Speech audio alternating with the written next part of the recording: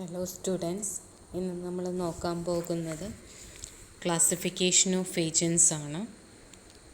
ആദ്യമായിട്ട് agent ആരാണെന്നുള്ളത്. An agent is a person employed to do any act for another or to represent another person. Agent എന്ന് പറയുന്നത് നമ്മൾ ഒരു വ്യക്തിയെ പ്രതിനിധീകരിക്കുകയോ അല്ലെങ്കിൽ ഒരാളെ പ്രതിനിധീകരിച്ച് തേർഡ് പാർട്ടിയുമായിട്ട് കോൺടാക്റ്റ് വയ്ക്കുകയോ ചെയ്യുന്ന വ്യക്തികളെയാണ് മെയിൻലി ഏജൻറ്റ് എന്ന് പറയുന്നത്.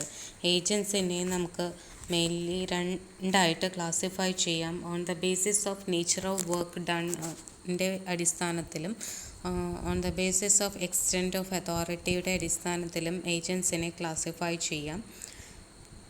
നേച്ചർ ഓഫ് വർക്ക് ഡൺ ചെയ്യുന്നതിൻ്റെ അടിസ്ഥാനത്തിൽ നമുക്ക് ഏജൻസിനെ മെർക്കൻഡൈൽ ഏജൻറ്റ് എന്നും നോൺ മെർക്കൻഡൈൽ ഏജൻറ്റ് എന്നും രണ്ടായിട്ട് ക്ലാസിഫൈ ചെയ്യാം. മെർക്കൻഡൈൽ ഏജൻറ്റ് എന്ന് പറയുന്നത് മെർക്കൻഡൈൽ ട്രാൻസാക്ഷൻസ് അല്ലെങ്കിൽ കൊമേഴ്ഷ്യൽ ട്രാൻസാക്ഷൻസ് ക്യാരി ഔട്ട് ചെയ്യുന്ന ഇൻ്റർമീഡിയറീസിനെ അല്ലെങ്കിൽ മധ്യവർത്തികളെയാണ് നമ്മൾ മെർക്കൻഡൈൽ ഏജൻറ്റ് എന്ന് പറയുന്നത്. മെർക്കൻഡൈൽ ഏജൻസിന് സാധാരണയായിട്ട് ഗുഡ്സ് സെയിൽ ചെയ്യാനും അതേപോലെ തന്നെ ഗുഡ്സ് ബൈ ചെയ്യാനും ഗുഡ്സ് ട്രാൻസാക്റ്റ് ചെയ്യാനുമുള്ള അധികാരങ്ങൾ സാധാരണ രീതിയിൽ മെർക്കൻഡൈൽ ഏജൻസിന് ഉണ്ടാകാറുണ്ട്. മെർക്കൻഡൈൽ ഏജൻസിനെ നമ്മൾ വീണ്ടും 6 രീതിയിൽ ക്ലാസിഫൈ ചെയ്യുകയാണ്. അതിൽ ഫസ്റ്റ് വണ്ണാണ് ബ്രോക്കർ എന്ന് പറയുന്നത്. ബ്രോക്കർ ഒരു മെർക്കൻഡൈൽ ഏജൻ്റാണ്. പ്രിൻസിപ്പലിന് വേണ്ടിയിട്ട് സാധനങ്ങളും സേവനങ്ങളും വാങ്ങുകയും വിൽക്കുകയും ചെയ്യുക, വിലപേശുക, ഇതൊക്കെയാണ് സാധാരണ രീതിയിലൊരു ബ്രോക്കർ ചെയ്യുന്നത്. Broker makes contract in his principal's name. ഇവിടെ പ്രത്യേകത എന്ന് പറയുന്നത് ബ്രോക്കർ പൊസഷൻ ഉണ്ടായിരിക്കണമെന്നില്ല. ബ്രോക്കർക്ക് ഗുഡ്സിൻ്റെ പൊസഷനും ഓണർഷിപ്പൊക്കെ നോർമലി പ്രിൻസിപ്പലിൻ്റെ കയ്യിലായിരിക്കും ഗുഡ്സ് ആൻഡ് സർവീസസിൻ്റെ. ബ്രോക്കറുടെ ചുമതല എന്ന് പറയുന്ന ഒരു തേർഡ് പാർട്ടിയെ കണ്ടുപിടിച്ച് ഗുഡ്സ് ആൻഡ് സെയിൽസ് അല്ലെങ്കിൽ ഒരു കോൺട്രാക്ച്വൽ റിലേഷൻഷിപ്പ് ക്യാരി ഔട്ട് ചെയ്യുക എന്നുള്ളത് മാത്രമാണ് ബ്രോക്കറുടെ ചുമതലയിൽ വരുന്നത്. Second classification of mercantile agent ആണ് ഫാക്ടർ എന്ന് പറയുന്നത്. ഫാക്ടറിൻ്റെ പ്രത്യേകത എന്ന് പറയുന്നത് ഗുഡ്സിൻ്റെ പൊസഷൻ ഫാക്ടറിൻ്റെ കയ്യിലായിരിക്കും for the purpose of sale നടക്കുന്നത് വരെ ഗുഡ്സിൻ്റെ കൈവശ അവകാശം എന്ന് പറയുന്നത് ഫാക്ടറുടെ കയ്യിലാണ്. അയാളുടെ സ്വന്തം പേരിൽ വേണമെങ്കിൽ എന്ത് ചെയ്യാം, ഗുഡ്സ് സെയിൽ ചെയ്യാം. അതേപോലെ തന്നെ കുറച്ച് അധികം ഡിസ്ക്രിപ്ഷൻസുകൾ, പവറുകൾ നോർമലി ഫാക്ടർക്കുണ്ടെന്ന് പറയാം. ദെൻ ഫാക്ടറുടെ ലീൻ എന്ന് പറയുന്നത് ജനറൽ ലീനാണെന്ന് പറയാം. അതുകൊണ്ട് തന്നെ കുറച്ച് അധികം റൈറ്റുകൾ ഫാക്ടർക്ക് ഉണ്ട് എന്ന് പറയാം.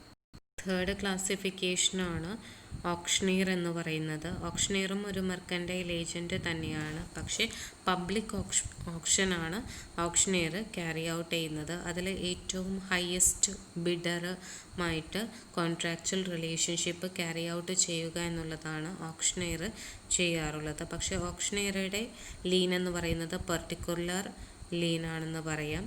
ആ ഒരു ട്രാൻസാക്ഷൻ ക്യാരി ഔട്ട് ചെയ്ത് കഴിഞ്ഞിട്ടുണ്ടെങ്കിൽ ഓക്ഷണീറിൻ്റെ അതോറിറ്റി അല്ലെങ്കിൽ റൈറ്റുകൾ അവിടെ എൻറ്റർ ചെയ്യുന്നു. ഫോർത്ത് വണ്ണാണ് കമ്മീഷൻ ഏജൻറ്റ് എന്ന് പറയുന്നത്.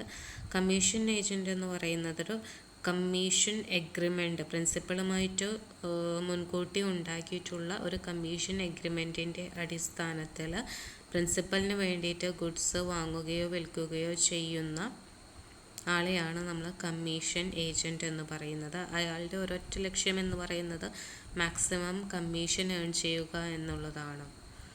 ദെൻ ഫിഫ്ത്ത് ക്ലാസിഫിക്കേഷനാണ് ഡെൽക്രെഡർ ഏജൻറ്റ് എന്ന് പറയുന്നത്.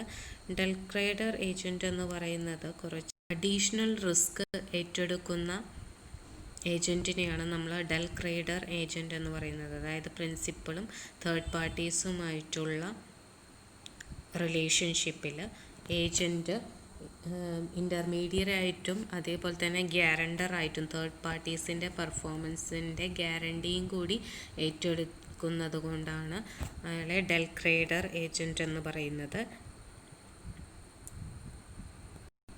സിക്സ്ത് വണ്ണാണ് ബാങ്കർ എന്ന് പറയുന്നത്. ബാങ്കും അവിടുത്തെ കസ്റ്റമേഴ്സും തമ്മിലുള്ള റിലേഷൻഷിപ്പിൽ ബാങ്കർ ഒരുപാട് റിലേഷൻഷിപ്പുകളും മെയിൻറ്റെയിൻ ചെയ്യുന്നുണ്ട്. അതിലൊന്നാണ് പ്രിൻസിപ്പൽ ആൻഡ് ഏജൻറ്റ് എന്ന് പറയുന്നത്.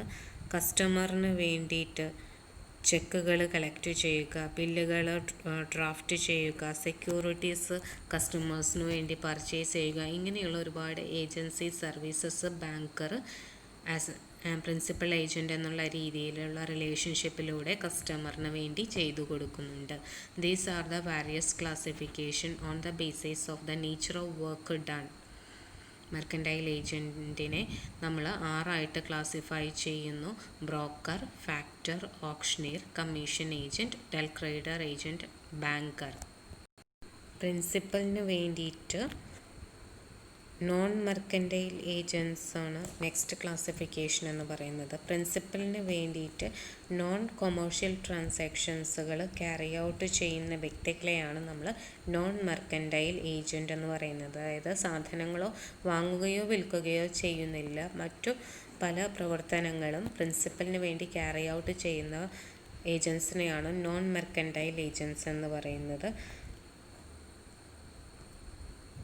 നോൺ മെർക്കൻറ്റൈൽ ഏജൻസിനെ നമ്മൾ വീണ്ടും ക്ലാസിഫൈ ചെയ്യുന്നു. അറ്റോർണീസ് ആൻഡ് സോളിസിറ്റേഴ്സ്, അതായത് നിയമപരമായിട്ടുള്ള സഹായങ്ങൾ പ്രിൻസിപ്പലിന് വേണ്ടി ചെയ്തു കൊടുക്കുന്ന വ്യക്തികളെയാണ് നോർമലി അറ്റോർണീസ് ആൻഡ് സോളിസിറ്റേഴ്സ് എന്ന് പറയുന്നത്. ദെൻ ഇൻഷുറൻസ് ഏജൻറ്റ്സ് എന്ന് പറയുന്നത്, insurance agents are appointed to do insurance business on behalf of the principal.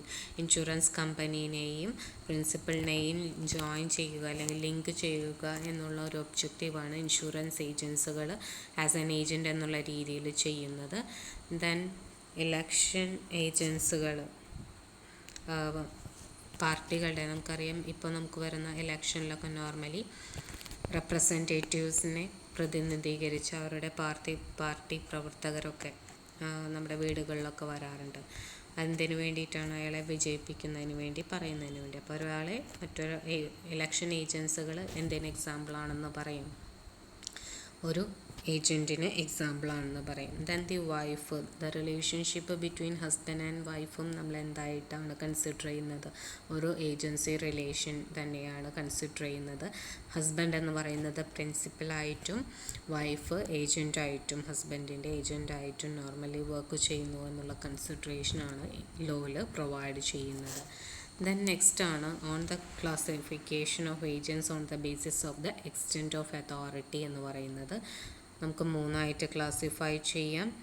General agent, special agent and the universal agent എന്നുള്ളത്. ജനറൽ ഏജൻറ്റ് എന്ന് പറയുന്നത് എല്ലാ ആക്ടിവിറ്റീസും പ്രിൻസിപ്പലിന് വേണ്ടിയിട്ട് എല്ലാ ലീഗൽ ആക്ടിവിറ്റീസും ആക്ഷൻസുകളും ക്യാരി ഔട്ട് ചെയ്യുന്ന വ്യക്തിയെയാണ് നമ്മൾ ജനറൽ ഏജൻറ്റ് എന്ന് പറയുന്നത്. സ്പെഷ്യൽ ഏജൻറ്റ് എന്ന് പറയുന്നത് ഒരു പർട്ടിക്കുലർ ട്രാൻസാക്ഷൻ അല്ലെങ്കിൽ ഒരു പർട്ടിക്കുലർ പർപ്പസിന് വേണ്ടിയിട്ട് ഏജൻറ്റായിട്ട് ഫങ്ഷൻ ചെയ്യുന്ന ഇൻഡിവിജ്വൽസിനെയാണ് സ്പെഷ്യൽ ഏജൻറ്റ് എന്ന് പറയുന്നത്. ആ പർട്ടിക്കുലർ ട്രാൻസാക്ഷൻ അല്ലെങ്കിൽ ടാസ്ക് കംപ്ലീറ്റ് ചെയ്ത് കഴിഞ്ഞിട്ടുണ്ടെങ്കിൽ ഓട്ടോമാറ്റിക്കായിട്ട് ഏജൻസി എൻഡ് ചെയ്യും. ആൻഡ് ദ യൂണിവേഴ്സൽ ഏജൻറ്റ് എന്ന് പറയുന്നത് ഇവരെക്കാളും കുറച്ചുകൂടി കൂടുതൽ അധികാരങ്ങളുള്ള വ്യക്തിയാണ് യൂണിവേഴ്സൽ ഏജൻറ്റ് എന്ന് പറയുന്നത്. അതായത് പ്രിൻസിപ്പലിൻ്റേതായിട്ടുള്ള എല്ലാ കാര്യങ്ങളും general as well as special ആക്റ്റുകളെല്ലാം ക്യാരി ഔട്ട് ചെയ്യാൻ ലീഗലി വാലിഡ് ആയിട്ടുള്ള ഒരു പേഴ്സൺ ആയിരിക്കും യൂണിവേഴ്സൽ ഏജൻറ്റ് എന്ന് പറയുന്നത്. These are the various classification of agents. Hope you are clear. Thank U.